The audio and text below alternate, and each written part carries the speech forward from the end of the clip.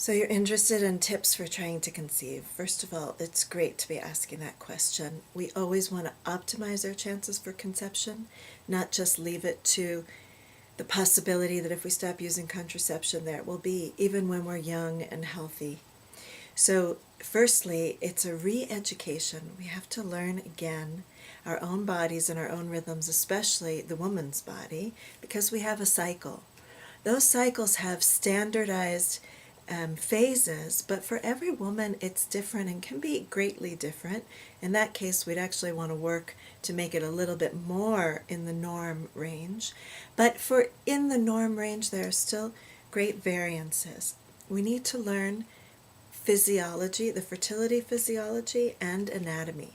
There's specific anatomy of your own body and the body when it comes together with your mate that relates to fertility, as well as fertility physiology. There are certain ways in the cycle that you are in optimal fertility, and there are certain ways in the cycle where you would not be in optimal fertility. And these are things you would not notice if you weren't trying to conceive. These are things that are very subtle changes in your body's physiology that we have to start learning about.